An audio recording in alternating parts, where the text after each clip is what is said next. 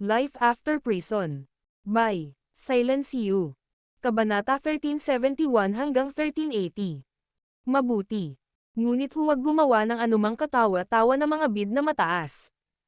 Siguraduhing magbid ka ng mas mataas ng kaunti kaysa sa nakaraang bidder.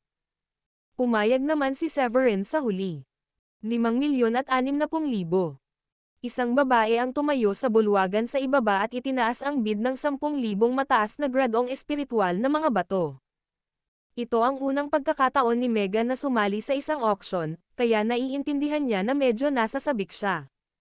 Lubos niyang inaabangan ang pagnanakaw ng palabas, lalo na sa isang lugar kung saan ang presyo ng bidding ay makakaakit ng atensyon ng maraming tao. Ngumiti siya at saka sumigaw. 5,070,000 dolyar. Oo nga, maraming tao ang tumingin sa kanya sa sandaling nagbid siya. Ang bid ay nagmula sa VIP Room 1. Sa wakas ay kumikilos na sila. Mukhang hindi sila ganoon kainteresado kahit na ang unang dalawang bagay ay napakahalaga. Sa palagay ko ang third grade low rank espiritual na halamang gamot ito ay nakakuha ng kanilang pansin. Hihihi. Super hot ang mga babaeng yan sa taas. Lahat ba sila sa lalaking yun? Well, hindi naman siguro yung mas matanda, pero dapat sa kanya yung iba. Nagsimula ang isang talakayan dahil ang VIP Room 1 ang pinakasikat na kwarto sa auction house. Halos tiyak na may lilipat sa kanila ang atensyon kapag nagbid na sila. May pagmamalaki na maliit na ngiti si Megan nang purihin siya sa kanyang kagandahan. Sa wakas ay nagsimula na silang magbid, nakikita ko. Hindi ba ang naunang dalawang bagay ay mas mahalaga kaysa sa espiritual na damong ito? Bakit nila pipiliin na magbid para dito sa halip na ang mga naunang bagay? Bahagyang kumunat ang noo ni Jeremy na nasa VIP Room 2 at nakangising sabi. Ha? Sa tingin ba nila napakagaling nila dahil lang nasa VIP Room 1 sila? Ibibid ko ito para hindi nila makuha ang gusto nila. Kung hindi ka manalo sa bidding war laban sa akin, ipapakita mo lang na masyado kang incompetent para maging deserve ang kwartong iyon. Ngumiti siya at saka malakas na ibinalita. Nagbid ako ng 5,200,000 mataas na gradong espiritual na mga bato. 5,200,000 mula kay Mr. Jeremy ng VIP Room 2. Mayroon ba tayong mas mataas na bid? Bahagyang natigilan si Caroline, ngunit hindi nagtagal ay ipinagpatuloy niya ang kanyang mga tungkulin gaya ng dati. Ang taba na iyon ay sinusubukang lampasan tayo. Naiinis ako. Galit na nagngangalit si Megan nang magbid si Jeremy na mas mataas kaysa sa kanya. 5,021,000 dolyar. Naalala ni Megan ang payo ni Severin na iwasan ang labis na pagtaas ng presyo, kaya pinaalalahanan niya ang kanyang sarili na magbid lamang ng 10,000 higit pa sa bid ni Jeremy. Medyo natigilan si Jeremy. Ngumisi siya kay Megan at malakas na sinabi para marinig siya ng lahat. Nako, wala naman sigurong pera ang mga tao sa VIP Room 1. Parang increments na 10,000 ang bidding dahil limited lang ang budget nila. Hahaha. Agad na pinandilatan ni Megan si Jeremy. Ano naman sa iyo, gayon paman. Ang panuntunan ay magbid ng may mga pagtaas ng hindi bababa sa 10,000, at ganap kong sinusunod ang mga patakarang iyon. Hindi mo kailangang maging isang busybody. Hihihi. Aminin mo na lang na mahirap ka. Hindi ako mag-aaksaya ng oras sa iyo, nagbibid ako ng 6,000,000 espiritual na bato. Itinaas ni Jeremy ang bid ng 200,000 upang ipakita ang kanyang pangangibabaw. Kumunat ang noo ni Megan, tumingin kay Severin, at sinabing. Marami na siyang nagtaas ng bid, bayaw, tataas ba natin ang presyo? Hindi alam ni Megan ang eksaktong halaga ng espiritual na damo, at natatakot siya na baka matalo siya kapag walang pinipiling mga bid. Nakangiting sabi ni Severin. Relax. Pagdating sa mga spiritual herbs, maaari nating taasan ang presyo hanggang sa mahuli ang ating kalaban at itigil ang bidding war. Itong third grade low rank spiritual herb ay hindi masyadong kapaki-pakinabang para sa kanya dahil hindi niya ito kayang gawing pill. Maaari lang siyang mag-alok ng presyo na katapat ng presyo ng halamang gamot. Ito ay naiiba para sa akin dahil maaari kong pinuhin ang halamang gamot na may higit sa 170% na rate ng tagumpay. Sigurado akong naiintindihan mo kung gaano kalaki ang halaga ng halamang iyon pagkatapos kong gumawa ng isang tableta mula dito. Huwag mag-alala. Wala tayong dapat ikatakot. Sige. Itutuloy ko. Agad na nagningning ang mga mata ni Megan at siya ay bumubulusok sa pananabik. Sigaw niya kay Jeremy. Sa tingin mo mayaman ka, di ba, Fatso? Aba, hindi mo kami matatalo sa larong ito. Itinaas mo ang bid sa 6 na milyon, di ba? Tapos itataas ko ito sa 6 na milyon at 100,000. Paano mo nagustuhan iyon? 100,000 pa ang nabid ko ngayon. Pinagmasdan pa niya ito pagkatapos ng kanyang bid. Sa sobrang galit ni Jeremy ay agad niyang sinabi. Ngayon ito ay kawili-wili. Sigurado ka bang gusto mong sumali sa isang bidding war sa akin?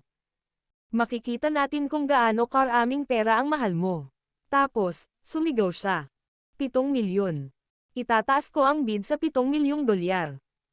Walang sino man sa audience ang nangahas na sumali sa bidding war na kinasasangkutan ng VIP Room 1 at VIP Room 2. Kahit sino pa man ay malamang na matatalo sa alinman sa kanila, kaya walang saysay ang pagsusumikap na iyon.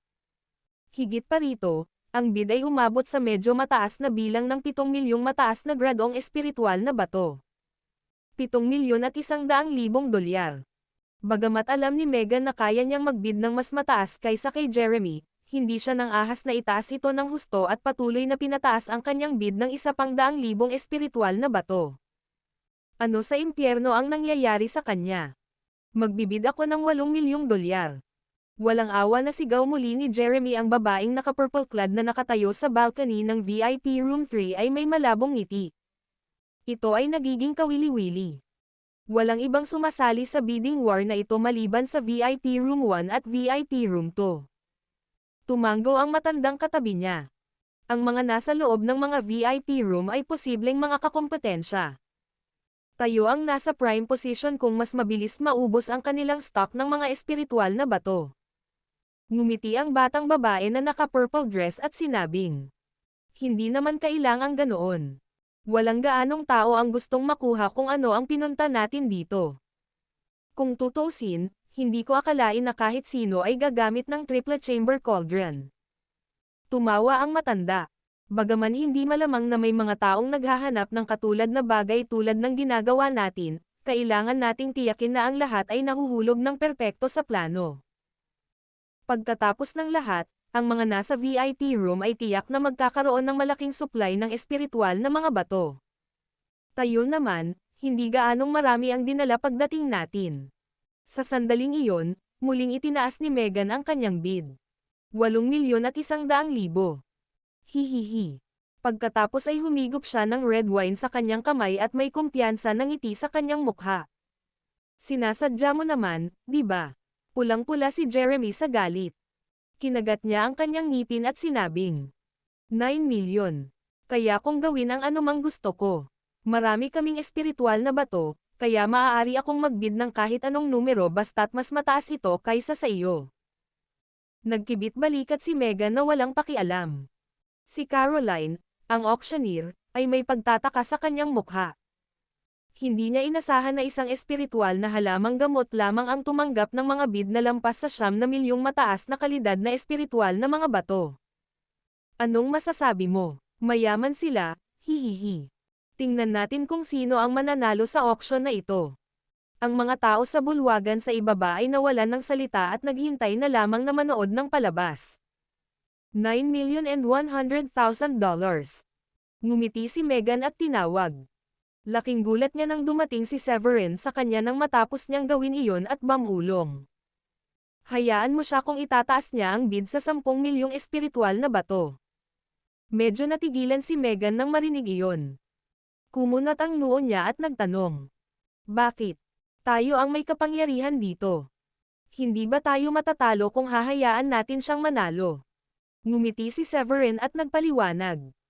Ang espiritual na halamang gamot na iyon ay hindi hihigit sa halagang 8 hanggang 9 na milyong matataas na uri ng espiritual na mga bato. Tayo ay nasa talo lamang kung itutuloy natin ang higit pa riyan. Medyo nalilito pa rin si Megan. Ngunit, hindi ba't sinabi mo na maaari mo itong gawing pangatlong baitang mababang ranggo na tableta? Hindi ba't nagkakahalaga iyon ng 2 o 3 bilyong espiritual na bato? Kumita pa tayo, at ang ating dignidad ang nakataya dito. Nakangiting sabi ni Severin.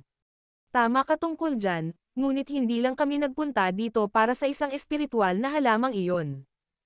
Tayo ay dumating para sa higit pa kaysa doon. Maliwanag na si Jeremy ang nagtatarget sa atin, at kung susubukan nating makipagbuno sa bawat espiritual na damo mula sa kanya, malalaman niya na ang ating layunin ay upang makakuha ng mga espiritual na halamang gamot. Pagkatapos ay maaari niyang subukang itaas ang presyo ng bawat espiritual na halamang gamot bago kami sa wakas ay ibigay sa amin ang isang malaking bahagi ng aming pondo. Matapos ang isang mariing paghinto, nagpatuloy si Severin. Kung hindi natin siya hahayaang magkaroon nito sa pagkakataong ito, malalaman niya na siya ay dumanas ng malaking pagkatalo. Ito ay magtuturo sa kanya na huwag nang magbid ng masyadong mataas. Kung tutuusin, kung manalo siya sa bid sa napakalaking presyo sa unang pagkakataon, pagkatapos ay sa pangalawa, at sa pangatlo. Sa kalaunan ay maramdaman niyang niloko natin siya. Ang diskarte ko ngayon ay mag-isip ng maaga. Nang maunawaan ni Megan ang proseso ng pag-iisip ni Severin, tumanggo siya at binigyan si Severin ng kanyang pagsang-ayon. Ang galing. Pinakamaganda ang plano mo. Tanggalin natin ang nakakalokong ngiti sa mukha niya. Hindi agad nakagawa ng isa pang bid si Jeremy dahil isang bodyguard ang humakbang at kinukumbinsi siya laban dito. Hindi ka na maaaring tumaas, Ginoo.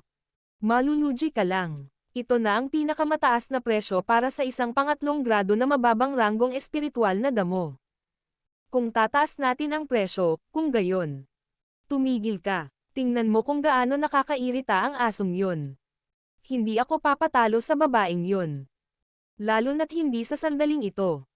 Hindi nakinig si Jeremy sa payo. Pagkatapos ng ilang pag-iisip, diretso niyang sinabi. Magbibid ako ng 10 milyong dolyar.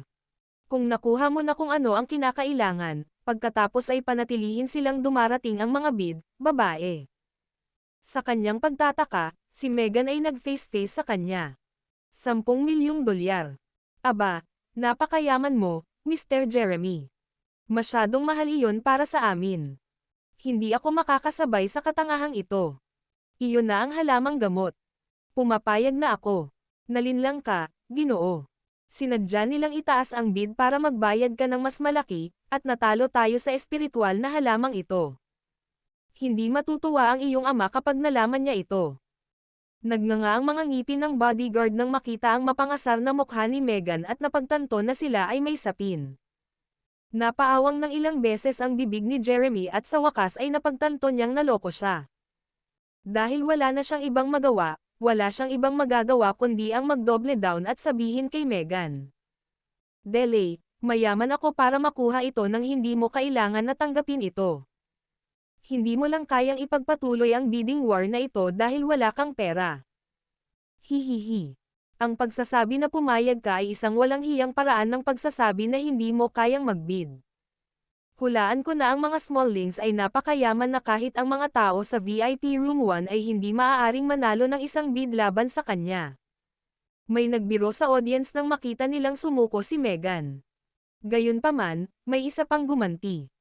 Hindi mo ba alam, Jack? Matalino ang mga tao sa VIP Room 1.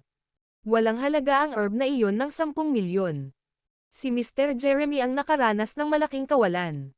Si Mr. Jeremy ay nagbid ng 10 milyong high-grade spiritual stones. Sino pa ba ang may mas mataas na bid? Nakangiting pahayag ni Caroline. Kapag walang ibang bid, sabi niya. Isang beses. Pupunta ng 2 beses. Nabente na para sa 10 milyong dolyar kay Mr. Jeremy mula sa VIP Room 2. Pagkatapos hampasin ni Caroline ang gavel, ang espiritual na damo ay ibinigay kay Jeremy. Nakita mo ba iyon? Ang mga taong ito mula sa VIP Room 1 ay hindi man lang makakapantay sa bid ko. Bagamat hindi nasisiyahan si Jeremy na natalo siya, maaari lamang niya itong sipsipin at ilagay sa isang walang malasakit na harapan. Sa likod ng kanyang mga kamay, gumawa siya ng isang punto upang kutsain ang grupo ni Severin. Nakakadiri. Bagamat alam niyang sinasabi iyon ni Jeremy, medyo nagalit pa rin si Megan sa kanyang sinabi. Nagbuhos siya ng isa pang baso ng red wine at nagpatuloy sa pag-inom. Napatingin si Diane sa kanila at sinabi kay Megan. Hayaan mo si Severin na magbid pagkatapos nito. Hindi ka pa masyadong pamilyar sa halaga ng mga item na ito. Okay. Hahayaan ko siyang gawin. Nais ni Megan na sugpuin muli ang mataba na iyon, ngunit nagpa siya siyang huwag nang magpatuloy pagkatapos na mawala ang kanyang pagmamataas mula sa kanyang naunang pagtatangka. Ituloy natin ang ikaapat na item. Ngumiti si Caroline at kumuha ng isa pang espiritual na damo. Ito ay isang third-grade medium-rank spiritual herb na kilala bilang. Ang panimulang bid ay 8 milyong high-grade spiritual stones, at bawat kasunod na bid ay dapat na may mga increment ng hindi bababa sa 10,000 high-grade spiritual stones. Simulan na ang bidding. Matapos marinig ang pagpapakilala sa halamang gamot, ngumiti si Severin at bumulong sa lahat ng nasa silid. Third-grade medium rank. Mukhang maganda. Mayroon akong isang recipe na nagkataon na nangangailangan ng partikular na sangkap na ito. 8,200,000 dolyar. Ang panimulang presyo na 8 milyon ay nasa mababang dulo para sa isang pangatlong grado na medium rank na espiritual na damo, kaya may isang tao sa madla na agad na gumawa ng unang bid na 8 milyong dolyar. 8,300,000 dolyar. Tumayo ang isa pang tao at bahagyang tumaas. 8,350,000 dolyar. 880,000 dolyar. Nagkaroon ng matinding kompetisyon sa mga miyembro ng audience. Nang makita ni Megan na hindi nagmamadaling magbid si Severin, natakot siya na baka may manalo sa bid at agad na nag-aalalang nagtanong. Ayaw mo ba ng halamang gamot? Bakit hindi ka pa nagbid? Nakangiting sabi ni Severin. Hindi na kailangang magmadali. Hayaan mo silang magsaya sa ngayon. Nakasimangot din si Jeremy. Ano ang tungkol sa mga tao mula sa VIP Room 1? Nakipag-bidding war lang sila sa akin para sa pangatlong gradong mababang ranggong espiritual na halamang gamot na iyon, ngunit ngayon ay nananahimik na sila sa third grade medium rank na espiritual na halamang gamot na ito. Posible bang hindi sila kailanman narito para sa espiritual na halamang gamot noong una? $9 million. Ang presyo ay tumaas sa $9 milyong pagkatapos ng matinding digmaan sa bidding sa mga tao sa ibaba. Ang presyo ay hindi mahal para sa karamihan ng mga tao, at maaaring sabihin na ito ay malayong mas mababa kaysa sa dapat na presyo sa merkado. Sa wakas, tumayo si Severin na nakangiti at sinabing, 10 milyong dolyar. Ito ay isang napakalaking bid na higit sa 1 milyong espiritual na bato kaysa sa nakaraang bidder. Napatulala ang lahat nang marinig ang malaking pagtaas ng bidding na iyon. Sa wakas ay nagsalita na ang tao sa VIP Room 1, at itinaas niya ang bid sa 10 milyon. Magtataas pa ba tayo, sir? Ang isa sa mga lumahok kanina sa bidding ay agad na humingi ng payo sa kanyang amo matapos marinig ang bid ni Severin. Ngumiti ng mapait ang katabi niya. Kalimutan mo na ito. Nagbid siya ng 1 milyon na higit pa sa atin, kaya malinaw na determinado siyang manalo. Hindi natin nais na magdulot ng anumang gulo sa pamamagitan ng paggawa ng mga nasa VIP Room 1 na hindi masaya. Hayaan mo na sila. Maraming tao ang may kaparehong pananaw sa lalaking iyon, at walang sino man ang nagpatuloy na gumawa ng mas matataas na bid. Si Mr. Severin Foylet mula sa VIP Room 1 ay gumawa ng bid ng 10 milyong dolyar. May iba pa bang gustong magbid ng mas mataas? Ngumiti si Caroline at inihayag sa lahat. Kahit si Miss Caroline ay kilala ang lalaking iyon mula sa VIP Room 1. Dapat ay may higit pa sa kanya kaysa sa nakikita ng mata. Dapat nating malaman kaysa sa subukan at lampasan siya. May bumulong. Sabi ng isa pang tao. Tama ka, hindi ko maiwasang magtaka kung sino ang taong ito, pero wala pa akong narinig na katulad niya. Wala masyadong tao na may kaparehas ng apelyido sa kanya, at karamihan sa kanila ay kilala sa Ulang City. Bakit hindi natin ito narinig? Na-curious ang lahat tungkol sa pagkakakilanlan ni Severin, ngunit walang nagpatuloy sa isang bidding war sa kanya. 10,2 milyong dolyar. Sa sorpresa ng lahat, nagbid si Jeremy mula sa VIP Room 2. Tumingin si Severin kay Jeremy at ngumiti sa kanya. 11 milyong dolyar. Huwag kang pabigla-bigla, Ginoo. Nahulog ka na sa kanyang panlilinlang minsan, at hindi na natin maaaring ipagpatuloy ang ating sarili na paglaruan muli na parang isang byolin. Sigurado ka bang handa kang magdusa ng isa pang mas malaking kawalan kung magpasya siyang pumayag sa iyo pagkatapos mong gumawa ng isa pang napakataas na bid? Paalala agad ng isang bodyguard sa tabi niya. Ilang beses na kumaibot ang labi ni Jeremy bago niya sinabi sa bodyguard. Ngunit ito ay isang third-grade medium rank na espiritual na halamang gamot. Ang halaga nito ay hindi bababa sa 15 milyon hanggang 20 milyon. Makakakuha siya ng isang nakawin kung hahayaan ko siyang magkaroon nito ng 11 milyon. Hindi ako papayag na makuha niya ito ng ganoon kadali. Kaya, ngumiti ng mapakla si Severin at mapanuksong tumingin sa kabilang partido. Itutuloy pa ba natin? Sa tingin mo natatakot ako sa'yo. Hindi pa ganoon kagalit si Jeremy sa buhay niya. Kinagat niya ang kanyang ngipin at sinabing, $12 million. Isa itong third-grade medium rank na halamang gamot, at hindi ako malulugi dito dahil sulit ang presyong iyon. Ngumisi si Severin na parang hindi sineseryoso ang sinabi ni Jeremy. Ngumiti siya at tinaas ng 3 milyon ang bid. Kung gayon, magbibid ako ng $15 milyong. Ang bola ay nasa iyong pagpapasya ngayon. Huwag mo akong bibiguin. Hindi na ito oras para maging pabigla-bigla, Ginoo. Halatang inilalagay ka niya. Hindi na sulit ang presyo kung tataasan mo ang bid ng lampas sa $15 milyong. Kailangang paalalahanan muli ng bodyguard si Jeremy. Bagamat sobrang sama ng loob ni Jeremy, napapanganga na lang siya sa galit. Sa huli ay ngumiti siya kay Severin at sinabing, "Hihihi. Sa tingin mo ba ay pwede mo akong iset up? Gusto mo lang na ipagpatuloy ko ang pagtaas ng presyo para makaligtas ka sa huling sandali. Hindi ako tanga. Hindi ako papasok sa bidding war sa iyo. Maaari mong kunin ang halamang gamot na iyon sa halagang $15 milyong. Hindi ko kailangan ng ganoong karaming espiritual na halamang gamot. Mula pa rin ako sa isang first class na pamilya. Tama ka. Hindi natin hahayaang lokohin niya ulit tayo." Ang mga bodyguards ay sunod-sunod na tumango sa sentimiento ni Jeremy at paglalangis sa kanya. 15 milyon iyon mula kay Mr. Severin. May gusto pa bang magbid? Anunsyo ni Caroline. Nang makumpirma niya na walang ibang interesadong gumawa ng anumang karagdagang mga bid, sinabi niya, 15 milyon. Isang beses pumunta ng 2 beses.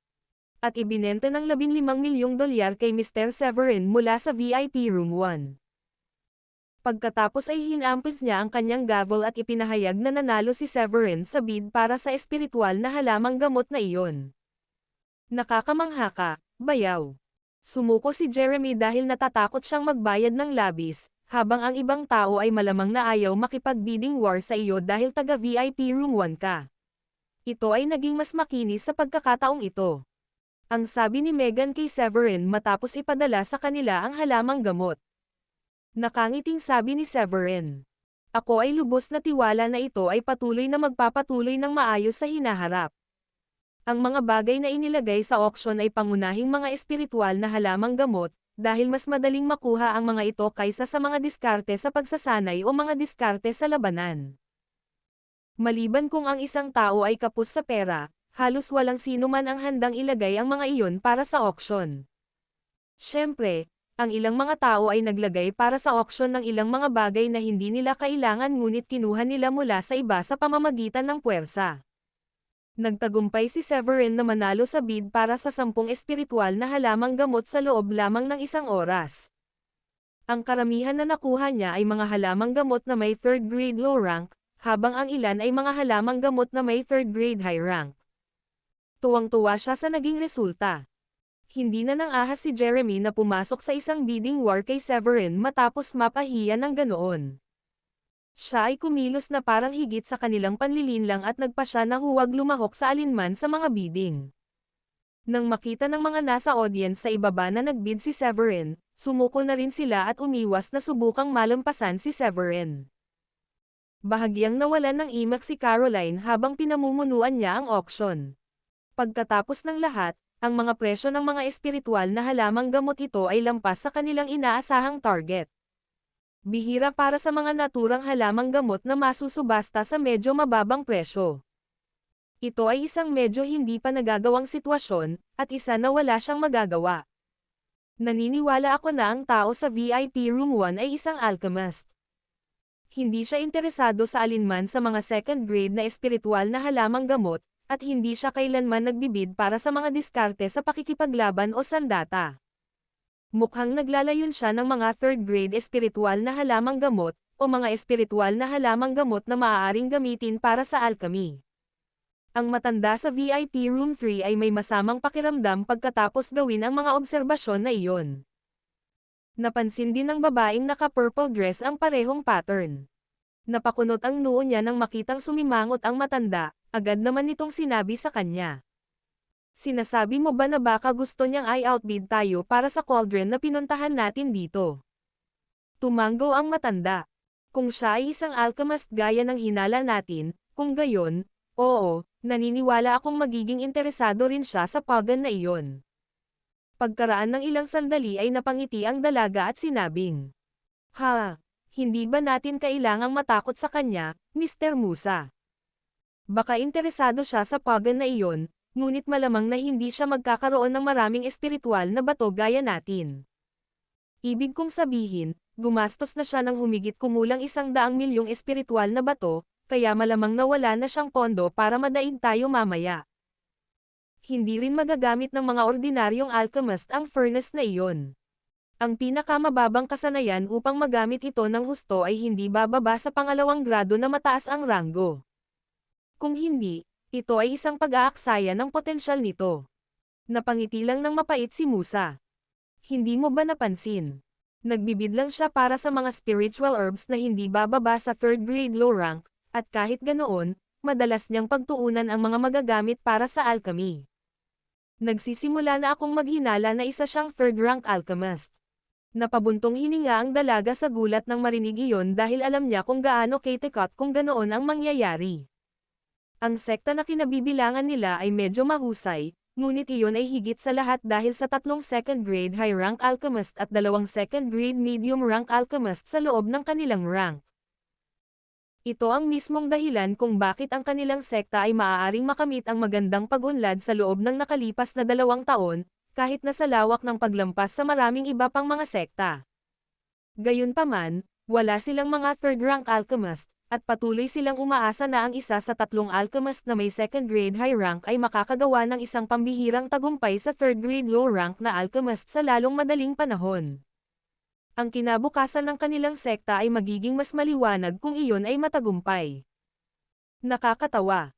Napakabata niya. Hindi ito posible. Tiyak na marunong kang magbiro, Mr. Musa. Umiling ang dalagang naka-purple dress matapos pag-isipan ang posibilidad na iyon. Pakiramdam niya ay isang bagay na hinding-hindi mangyayari. Ngumiti ng pilit si Mr. Musa at sinabing, "Sana ay mali ang hula ko. Pero kung isa nga siyang third-rank alchemist, tiyak na gusto niya kung ano ang pinunta natin dito. Natatakot ako na wala tayong magagawa kundi ang makipagdigma sa kanya." Kinuha ni Caroline ang susunod na bagay at ipinaliwanag sa lahat kung ano iyon. Susunod, mayroon tayong 4th grade espiritual na halamang gamot para sa auction. Ang panimulang presyo ay 15 milyon, at bawat kasunod na bid ay dapat gawin sa mga pagtaas ng hindi bababa sa 10,000 mataas na gradong espiritual na mga bato.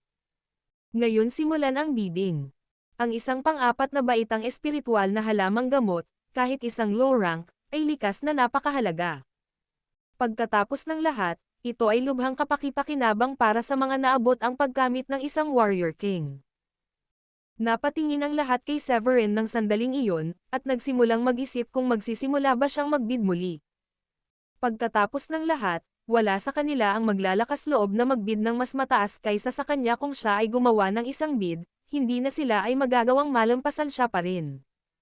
Nakangiting sabi ni Severin. Magbibid ako ng 20 milyong espiritual na bato.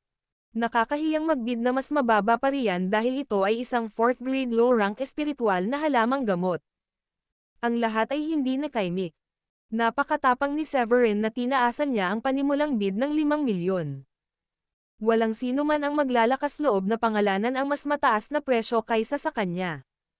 Gayunpaman, alam ng lahat na ang gayong halamang gamot ay tinatayang nagkakahalaga ng hindi bababa sa espiritual na 10 milyon.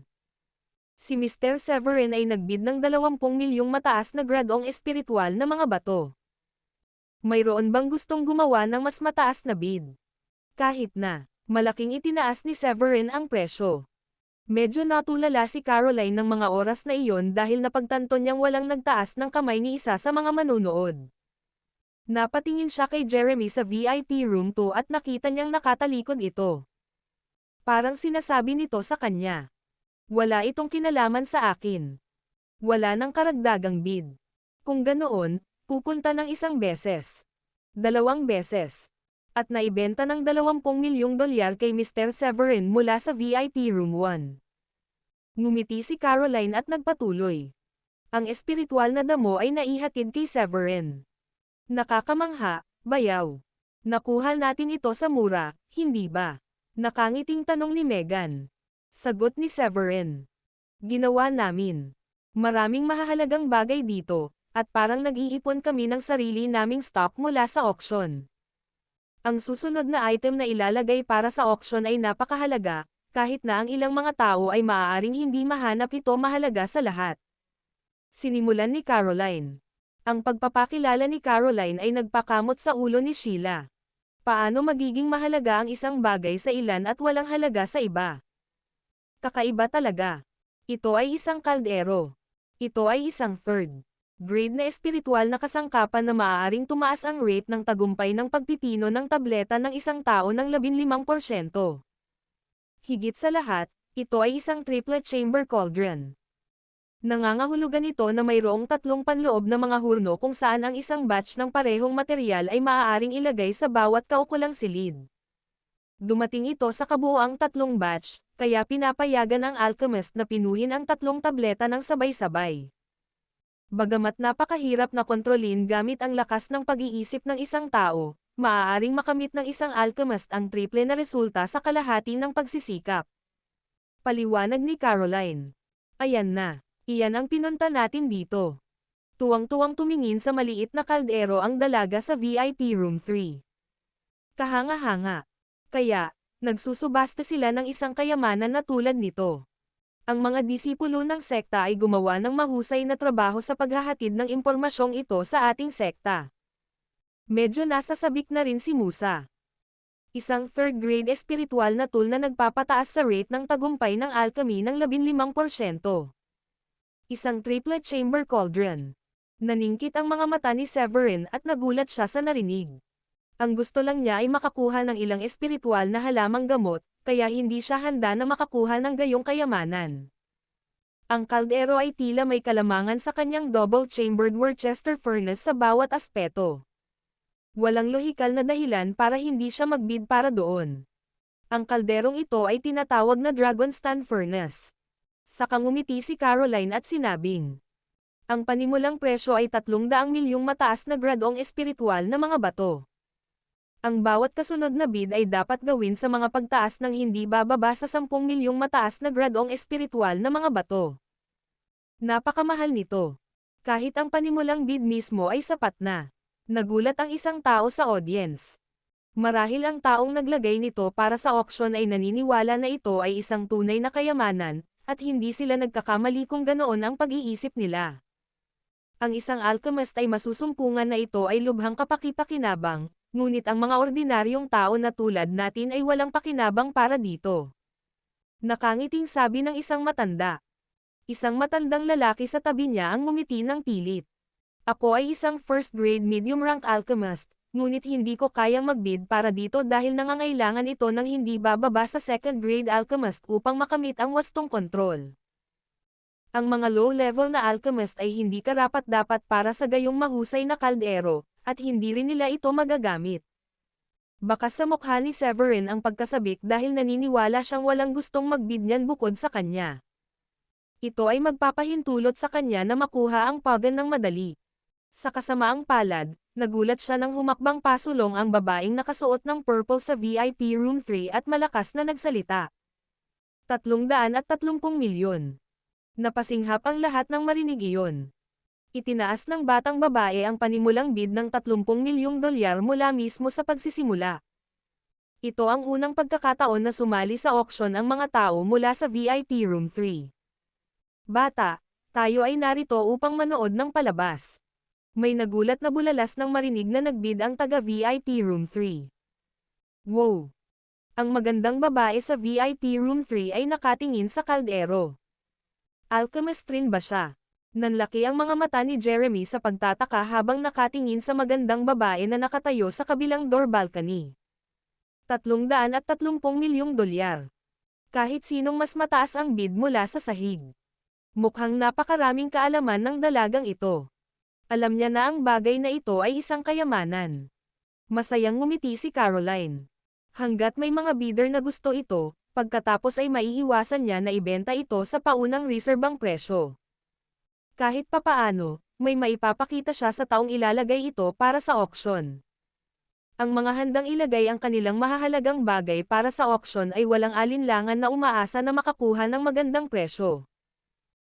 Kung ang mga item ay hindi nakakuha ng isang disenteng halaga, kung gayon ang reputasyon ng kanilang auction house ay tiyak na magkakaroon ng maliit na suntok. 350 milyong dolyar. Umasim ang mukha ni Severin, ngunit kinagat niya ang bala at tumaas pa rin. Bagamat medyo nagulat siya na may magbibid dito, itinakda niya ang kanyang isip sa pagkuha ng kalderong iyon.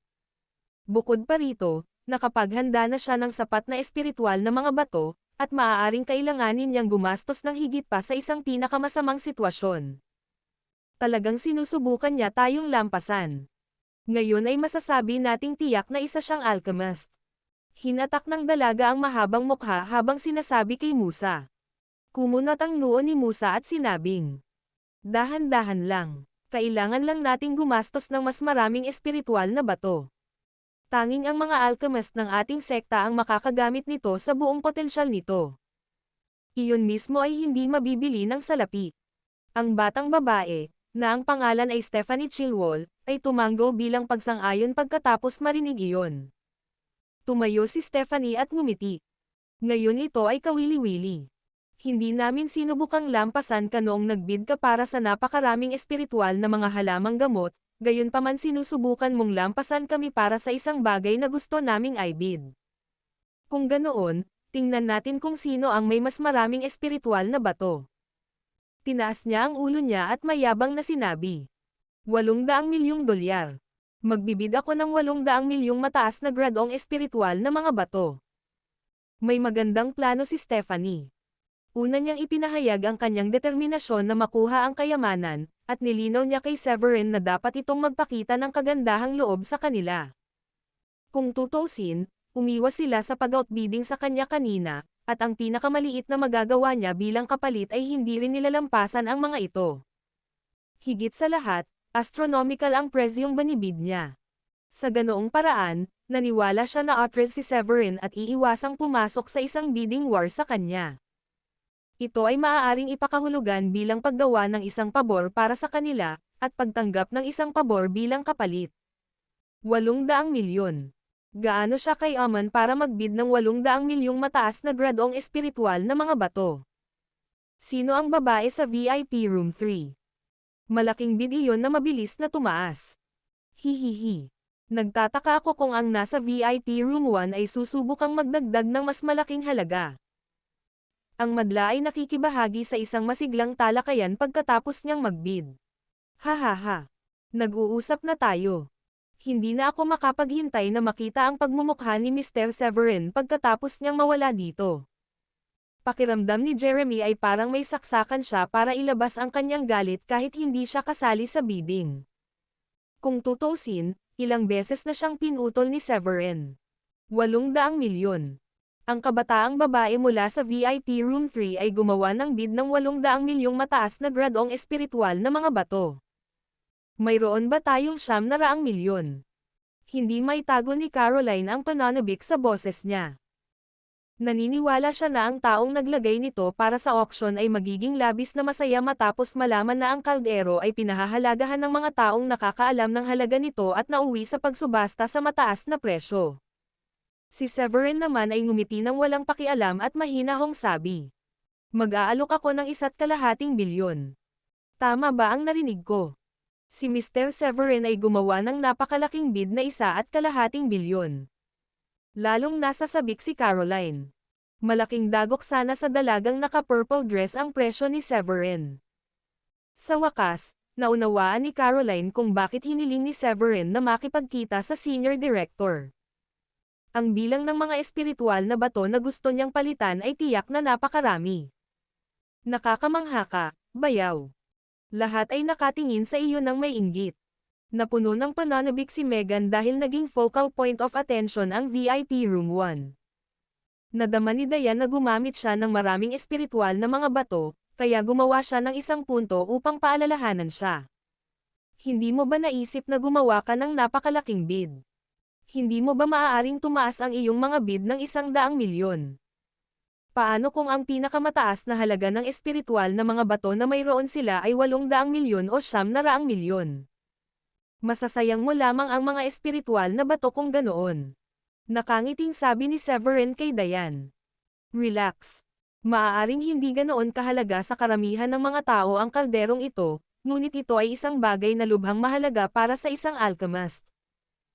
Dapat ko itong makuha sa lahat ng bagay, at umaasa akong magagamit ko ito upang subukan at maging isang pang-apat na ranggo na alchemist ng mas maaga. Oo, kailangan nating makuha ito. Sinabi lang ng auctioneer na tataas nito ang rate ng tagumpay ng alchemy ng 15%. Napakahalaga nito, sigurado iyon. Baka hindi na tayo makakuha ng isa pang pagkakataon na makatagpo ng ganitong uri ng bagay sa hinaharap. Napalunok si Felicia, at nagningning ang mga mata habang nakatingin sa kaldero. Palagi siyang naaakit sa anumang bagay na mahalaga.